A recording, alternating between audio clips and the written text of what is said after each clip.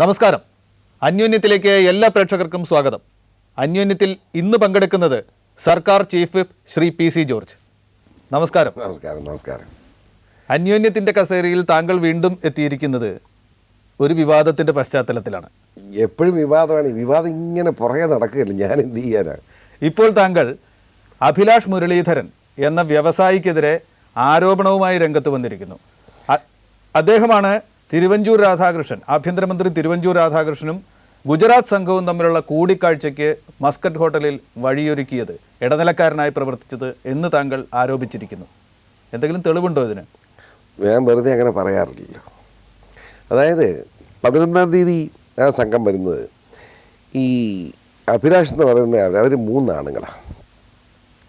അവരുടെ ആധാരമൊക്കെ എൻ്റെ കയ്യിലുണ്ട്. അവർ 2006, 2007 കാലഘട്ടങ്ങളിൽ ഒന്നുമില്ലാത്ത, തീരെ സാമ്പത്തികമില്ലാത്തവർ ആണ് ഈ 3 പേര്. ഇപ്പോൾ ഈ അഭിലാഷിന് കേരളത്തിൽ തന്നെ ഒരു 40 ഏക്കർ കിടപ്പുണ്ട്. പത്തനംതിട്ട അടൂർ സൈഡിൽ ക്വാറികളുണ്ട്. പുള്ളിയുടെ ചേട്ടൻ്റെ പേര് പത്തനംതിട്ട തന്നെ പല ക്വാറികളുണ്ട്. എന്ന് മാത്രമല്ല, ഗുജറാത്തിൽ സ്റ്റീൽ പ്ലാന്റ് ഉണ്ട്. പിന്നെ ദുബായിലും അമേരിക്കയിലും ബിസിനസ് ഉണ്ട്. ഇതെവിടെ നിന്ന് ഈ പണം ഉണ്ടായി? അത് അന്വേഷിക്കണമെന്നാണ് താങ്കൾ ആവശ്യപ്പെട്ടത്. ഇതൊക്കെ ശേഖരിച്ച വിവരങ്ങളാണോ? ഇതിനൊക്കെ തെളിവുകളുണ്ടോ? ഞാൻ തെളിവില്ലാതെ എന്തെങ്കിലും, ഞാൻ ചന്ദ്രശേഖരോട് ചോദിക്കട്ടെ, ഏതെങ്കിലും ഒരു കാര്യം ഞാൻ പറഞ്ഞ് തെറ്റാണെന്ന് ആർക്കും തെളിയിക്കാൻ പറ്റിയിട്ടുണ്ടോ?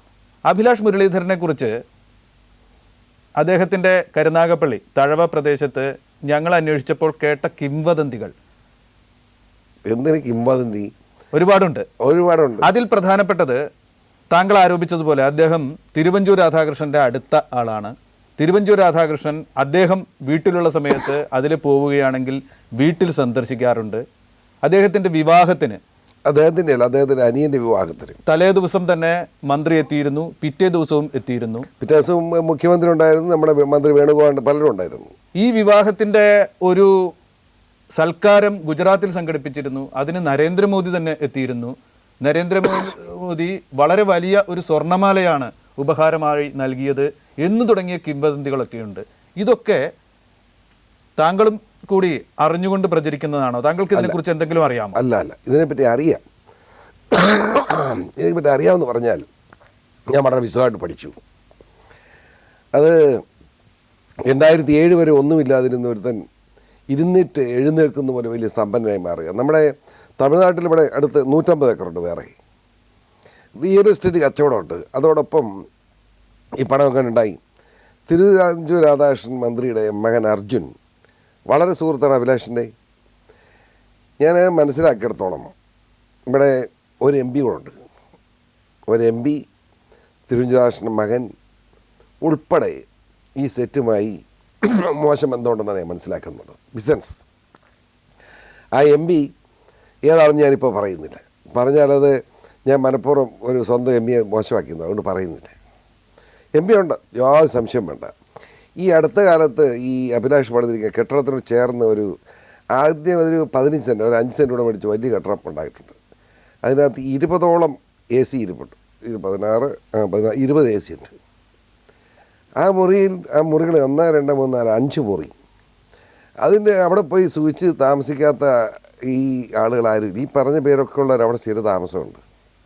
ഇവരാരെങ്കിലും താങ്കൾക്കെതിരെ ഒരു അപകീർത്തി കേസുമായിട്ട് മുന്നോട്ട് വന്നാൽ എന്തായിരിക്കും സ്ഥിതി? എന്തായിരിക്കും സ്ഥിതി എന്ന് ചോദിച്ചാൽ ഈ ചരിത്രം മുഴുവൻ വാരി ഞാൻ കോടതി മുമ്പിൽ ഇടും. അത്രയും ഒരുങ്ങി തന്നെയാണ് PC ജോർജ്. അയ്യോ, സംശയം വല്ലതും ഉണ്ടോ?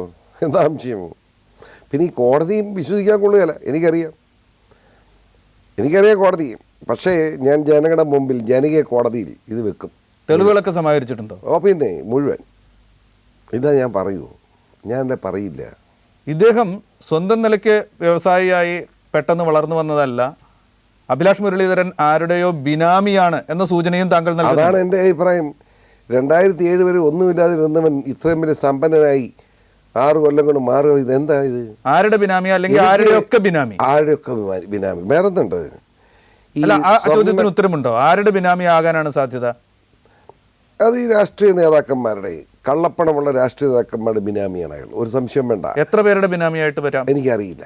അത് പഠിക്കണം, പരിശോധിക്കേണ്ട കാര്യം. ഒരു കാര്യം പറയാം, താങ്കൾ സംശയിക്കുന്നവരുടെ പട്ടികയിൽ എത്ര രാഷ്ട്രീയ നേതാക്കളുണ്ട്? ഞാൻ ഒരു കാര്യം പറയാം, സ്വർണ്ണക്കടത്ത് പോലും ബന്ധപ്പെട്ടിട്ടുണ്ടോ എന്ന് ഞാൻ സംശയിക്കുന്നുണ്ട്. സ്വർണ്ണക്കടത്തിൻ്റെ അതിൽ പോലും പങ്കാളിയാണോ എന്ന് ഞാൻ സംശയിക്കുന്നുണ്ട്. എന്നോട് ക്ഷമിക്കണം, ഞാൻ പറയുമ്പോൾ ഞാൻ ഉറപ്പിച്ചല്ല പറഞ്ഞേ, ഞാൻ വേറെ ചില ഇൻഫർമേഷൻ അനുസരിച്ച് അങ്ങനെയുണ്ട്. ഞാൻ മനസ്സിലാക്കിയെടുത്തോളം ഒരു 3-4 രാഷ്ട്രീയ നേതാക്കന്മാരുടെയെങ്കിലും ബിനാമിയാണ് ഇങ്ങനെ ഞാൻ മനസ്സിലാക്കി. ഈ 3-4 രാഷ്ട്രീയ നേതാക്കന്മാരും ഒറ്റ രാഷ്ട്രീയ കക്ഷിയിൽ തന്നെ പെട്ടവരാണ്. അതെ, ഒറ്റ രാഷ്ട്രീയ കക്ഷിപ്പെട്ടവരാണ്. ഒറ്റ രാഷ്ട്രീയ കക്ഷിയിൽ അത്രേ ഉള്ളൂ. അവരിൽ മന്ത്രിമാരായി ആരൊക്കെയുണ്ട്? 2 മന്ത്രിമാരുണ്ട്. 2 മന്ത്രിമാരുണ്ട്. അവരിൽ ഒരു MP ഉണ്ടോ? ഒരു MP ഉണ്ട്. പിന്നെയുള്ളത് MLA ആണോ? അല്ല, മന്ത്രിയുടെ മകനാണ്. മന്ത്രിയുടെ മകനാണ്. ഇതിലുള്ള ഒരു മന്ത്രിയുടെ മകൻ തന്നെയാണോ? ആകാം. ബാക്കി കേരളീയർ ഊഹിക്കട്ടെ. ഇത്രയേ ഇപ്പോൾ PC ജോർജ് പറയുന്നുള്ളൂ. അത്രേ ഉള്ളൂ. ഇതിൻ്റെ പേരിൽ ഈ പറയുന്ന 4 സംഘത്തിൽ ആരെങ്കിലും ഒരാൾ കേസുമായി വന്നാൽ, അല്ലെങ്കിൽ 5-ാമനായ അഭിലാഷ് മുരളീധരൻ തന്നെ കേസുമായി വന്നാൽ PC ജോർജ് അത് നേരിടും. സംശയം എന്താ? നേരിടാതിരിക്കുമോ? അതിൻ്റെ ബാധ്യതയുണ്ട്. കേസ് വന്നാൽ നേരിടും. എന്നാ സംശയം? താങ്കൾ ഏതായാലും ഒരു കാര്യം പറയാം, ട്രസ്റ്റ് നോക്കി, പാം ട്രസ്റ്റ്, ആ ട്രസ്റ്റിനകത്ത് ഈ 3 പേരുടെ ഉള്ളൂ. എവിടെ നീ പണമുണ്ട്? അവർ എത്ര ഇൻകം ടാക്സ് കൊടുത്തിട്ടുണ്ട്? ഈ സ്വത്തുണ്ടാക്കിയാലും ടാക്സ് കൊടുക്കണ്ടേ? എൻ്റെ കണക്ക് കാണട്ടെ. അത് ഞാൻ നോക്കി, കണക്ക് കാണുന്നില്ല. ഇതെങ്ങനെ? ഞാൻ പേര് പറയുന്നില്ല, ഇപ്പോഴും ആ വീടിന് മുന്നിൽ എൻ്റെ ആൾ നിൽപ്പുണ്ട്. മനസ്സിലായല്ലോ? ഇപ്പോൾ ഈ സമയത്തും അഭിലാഷ് മുരളീധരൻ നിരീക്ഷണത്തിലാണ് PC ജോർജിൻ്റെ. സംശയം എന്താ? ഞാൻ ചോദിക്കട്ടെ, കേരളത്തിലെ 4 നേതാക്കന്മാർ അല്ലെങ്കിൽ 3 നേതാക്കന്മാരും ഒരാളുടെ മകനും അല്ലാതെ മറ്റ് സംസ്ഥാനങ്ങളിലെ രാഷ്ട്രീയ നേതാക്കൾ ആരെങ്കിലും ഇദ്ദേഹത്തിൻ്റെ രക്ഷകനായി ഉണ്ടോ? ഉണ്ടെന്ന് ഞാൻ വിശ്വസിക്കുന്നു. ഉണ്ടെന്ന് വിശ്വസിക്കുക കാരണം ഗുജറാത്തിൽ ചെല്ലുമ്പോൾ ഇയാൾ BJP, ഇവിടെ വരുമ്പോൾ കോൺഗ്രസ്സാണ്. ഇവിടെ വരുമ്പോൾ കോൺഗ്രസ്. ഇവിടെ കോൺഗ്രസ്. അപ്പോൾ കോൺഗ്രസ് ആണോ താങ്കൾ നേരത്തെ ഉദ്ദേശിച്ച രാഷ്ട്രീയ കക്ഷി എന്ന് ഞാൻ പറഞ്ഞില്ലല്ലോ. പറഞ്ഞില്ല. സ്വാഭാവികമായിട്ട് അങ്ങനെ ആയിരിക്കാമെന്ന് ആരെങ്കിലും സംശയിച്ച് ഞാൻ അവരെ കുറ്റപ്പെടുത്തുന്നില്ല. താങ്കൾ ആരോപിച്ച ഒരു കാര്യം, ഇവിടെ മസ്കറ്റ് ഹോട്ടലിൽ വെച്ച് നടന്ന വിവാദ കൂടിക്കാഴ്ച, തിരുവഞ്ചൂർ രാധാകൃഷ്ണനും ഗുജറാത്ത് സംഘവുമായി നടന്ന ആ കൂടിക്കാഴ്ചയുടെ ഇടനിലക്കാരൻ എന്ന വാക്കാണ് താങ്കൾ ഉപയോഗിക്കുന്നത്. അപ്പോൾ ആ കൂടിക്കാഴ്ച തന്നെ അധമമായ ഉദ്ദേശ ലക്ഷ്യങ്ങളോടെ നടന്ന ഒരു കൂടിക്കാഴ്ചയാണോ എന്നാണ് ഞാൻ കരുതുന്നത്. കാരണം ബഹുമാനയുടെ മുഖ്യമന്ത്രിയെ ആ സംഘം കണ്ടല്ലോ. ആ സംഘം മുഖ്യമന്ത്രി ഓഫീസിൽ പോയി കണ്ടു. നമുക്ക് പരാതി പറയാൻ അവകാശം. ഗുജറാത്ത് ഗവൺമെൻറ്റിൻ്റെ ഒരു പ്രതിനിധി സംഘം വന്നു. ആ പ്രതിസംഘം ഇവിടെ വന്നിരിക്കുന്നത് ഒറ്റ കാര്യത്തിലുണ്ടായിരുന്നു. നമ്മുടെ സർദാർ വല്ലഭായ് പട്ടേൽ പ്രതിമ നിർമ്മാൺ സമിതിയാണ്. ആ പ്രതിമ നിർമ്മാണമായിട്ട് ബന്ധപ്പെട്ടുകൊണ്ടാണ് ഈ മന്ത്രിമാരും MLA-മാരും MP-മാരും ഉൾപ്പെട്ട സംഘം ഇവിടെ വന്നത്. അവരല്ലാതെ കുടുംബകാര്യം ചർച്ച ചെയ്യാൻ വന്നതല്ല.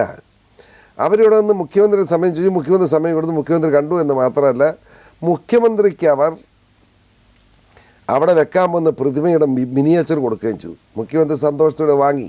അതിൽ ഒരപാകതയും ഇല്ല. ഞാനൊരു അപാകതയും കാണുന്നില്ല. രാഷ്ട്രീയം ഒരു തെറ്റുമില്ല അതിനകത്ത്. ഒരു മുഖ്യമന്ത്രി അപാകതയുമില്ല. ഇല്ല. ധാർമ്മികമായ അപാകതയുമില്ല. എന്താ അപാകത? ഒരു ഗവൺമെൻറ്റിൻ്റെ പ്രതിനിധികൾ വന്ന് കാണണമെന്ന് ഞാൻ കാണുന്നതിൻ്റെ തെറ്റ്. അവർ ഒരു സമ്മാനം കൊടുത്തു. സമ്മാനം എന്ന് ഞാൻ മുഖ്യമന്ത്രി ഓഫീസിൽ ഉപകാരം അവർ അദ്ദേഹം മേടിച്ചു. അതിൽ തെറ്റില്ല. ആഭ്യന്തരമന്ത്രി ഞാൻ പറയാം. അതിനകത്ത് പിന്നെ അവർ പറയുന്നത്, അത് ഞാൻ വിശ്വാസത്തിലെടുക്കുന്നില്ല. അവർ പറയുന്നത് 5 ലക്ഷം രൂപ പ്രതിമ നിർമ്മാണത്തിന് കൊടുക്കാമെന്ന് മുഖ്യമന്ത്രിയുടെ ഓഫീസ് അറിയിച്ചെന്നാണ് അവർ പറയുന്നത്. ഞാനത് വിശ്വസിക്കുന്നില്ല. ഒരു എവിഡൻസും ഇല്ല. അത് മുഖ്യമന്ത്രിയെ മോശമാക്കാൻ വേണ്ടി പറയുന്നതാണെന്നാണ് എൻ്റെ ഒരു ചിന്ത. പക്ഷേ ഞാൻ ചോദിക്കുന്നത്, തിരുവഞ്ചൂർ രാധാകൃഷ്ണൻ എന്തിനാ അങ്ങോട്ട് പോയി കാണുന്നേ? അദ്ദേഹം പറഞ്ഞു തന്നെ, ഒരു IAS-കാരനെ ഇവിടുത്തുകാരനെ, നമ്മുടെ തിരുവനന്തപുരം കളക്ടറായിരുന്നു IAS-കാരൻ, അയാളിപ്പോൾ ഗുജറാത്തിലാണ്. അതിന് IAS-കാരന് മന്ത്രി ആഫീസിൽ പോയി മന്ത്രി കണ്ടാൽ പോലെ. ആ IAS-കാരനെ കാണാൻ വേണ്ടി ഗുജറാത്ത് ഈ സംഘമായിട്ട് ചർച്ച നടത്തുന്ന കാര്യം തന്നെ. നമ്മുടെ സൂപ്പ് കുടിച്ചിരിക്കുന്ന പടം കണ്ടില്ലായിരുന്നു? അതിനകത്തുണ്ടല്ലോ ഈ അഭിലാഷൊക്കെ. തിരുവഞ്ചൂർ രാധാകൃഷ്ണൻ പറയുന്നത് അദ്ദേഹം യാദൃച്ഛികമായി അവിടെ പോയി പെട്ടെന്ന് ഈ IAS-കാരൻ്റെ ഒരു സാന്നിധ്യം കൊണ്ട് അവരെ കാണാനിടവന്നു.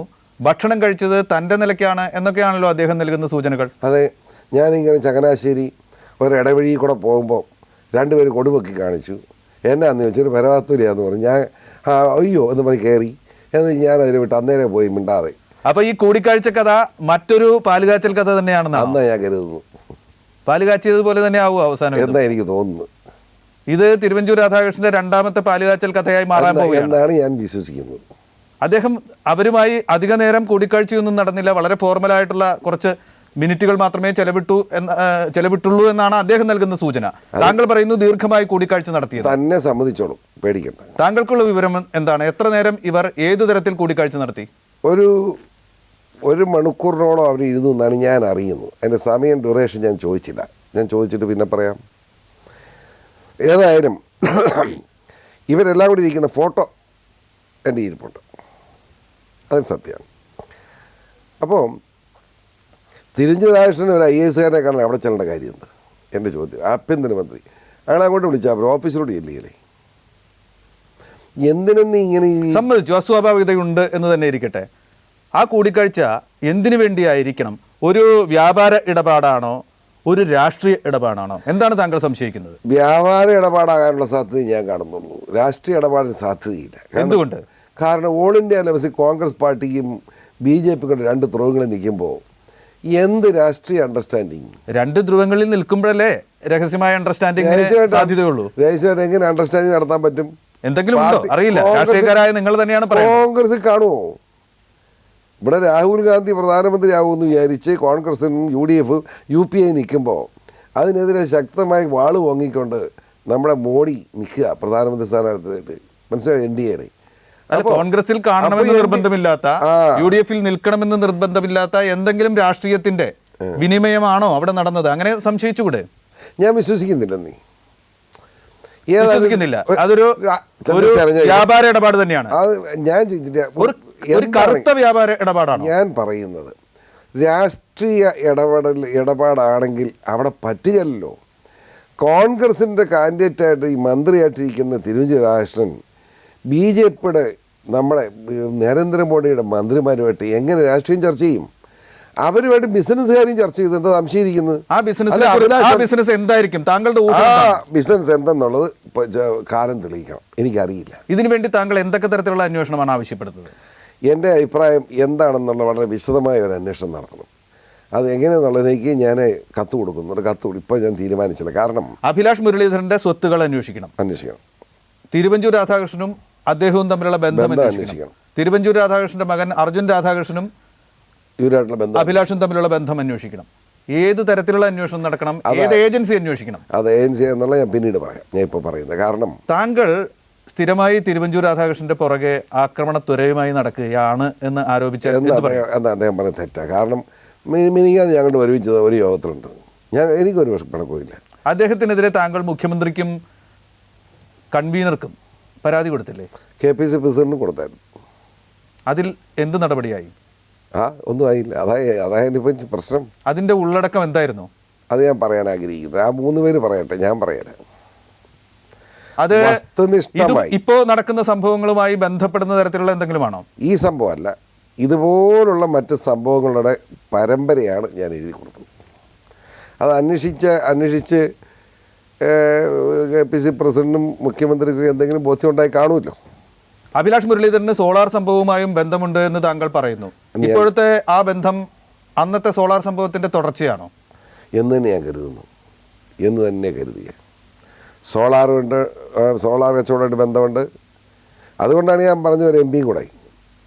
ഈ MP ആണ് പേരറിയാതെ. ആ MPയുടെ പേര് ഇന്ന് വരെ കേരളത്തിൽ ആരും ചർച്ച ചെയ്തിട്ടില്ല. ഈ സോളാർ സംഭവം അടക്കമുള്ള കേസുകൾ കൈകാര്യം ചെയ്യുന്നത് ഇതേ രാധാകൃഷ്ണൻ തന്നെ നയിക്കുന്ന ആഭ്യന്തര വകുപ്പാണ്. അതിലെന്തെങ്കിലും അപാകതയുണ്ടോ? അപാകത ഒത്തിരി ഉണ്ടെന്ന് എൻ്റെ ചിന്ത. ഇതാരാണ് പരിഗണിക്കേണ്ടത്? അത് മുഖ്യമന്ത്രി പരിഗണിക്കണം, UDF പരിഗണിക്കണം എന്ന് എൻ്റെ അഭിപ്രായം. പുതിയ സാഹചര്യത്തിൽ പുതിയ പരാതി കൊടുക്കുമോ? എന്തിന് പരാതി കൊടുക്കുന്നു? കൊടുത്താലും കണക്കല്ലേ. വളരെ ഒട്ടിച്ചാരും കാണാതെ കൊണ്ട് 3 പേരുടെ പരാതി കൊടുത്തു. അതിന് മറുപടി പോലും ആരും ഇതുവരെ തന്നിട്ടില്ല.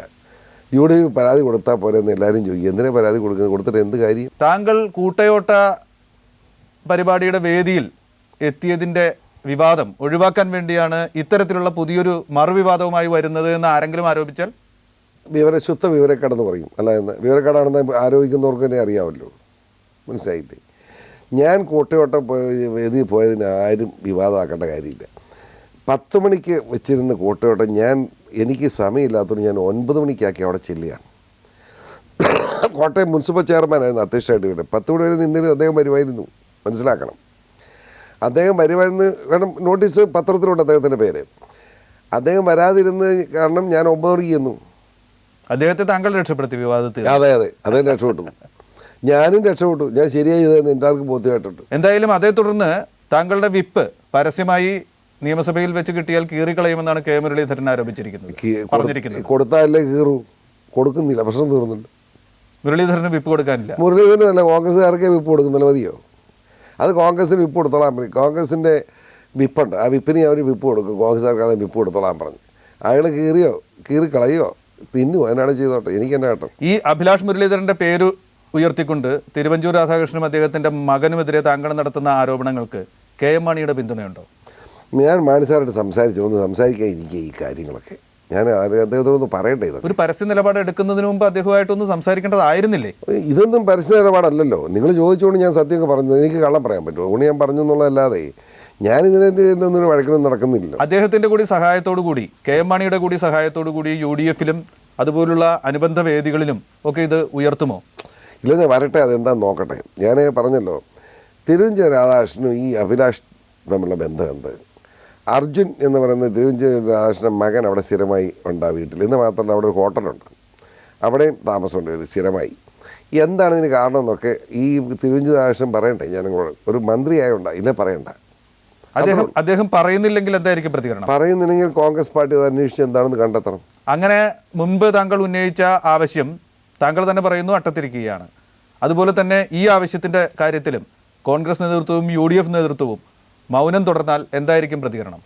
മൗനം വിദ്വാന് പോഷണം, അതിമൗനം വട്ടിൻ്റെ ലക്ഷണം, അത്രേ ഉള്ളൂ. ഇതുമായിട്ട് ജനങ്ങളിലേക്ക് ഇറങ്ങുന്ന ഒരു കാഴ്ചയാണ് ഇപ്പോൾ കാണുന്നത്. ഈ പ്രശ്നത്തിൽ കൂടുതൽ തെളിവുകളും കൂടുതൽ വെളിപ്പെടുത്തലുമായി ഇനിയും പുറത്തു വരുമോ താങ്കൾ? അല്ല, ഞാനത് അതിൻ്റെ ഡീറ്റെയിൽസൊക്കെ എൻ്റെ ഉണ്ടെന്ന് ഞാൻ പറട്ടെ. നന്നാവും നോക്കില്ല എല്ലാം. അതായത് ഇപ്പോൾ ഒരു പ്രത്യേകിച്ച് ആഭ്യന്തര വകുപ്പ് ഈ തിരുവഞ്ചൂർ രാഷ്ട്രീയം ഇരിക്കുന്നത് ശരിയല്ല. അത് ഞാൻ പറയുന്നതല്ലത്, എൻ്റെ അഭിപ്രായം അല്ലല്ലത്.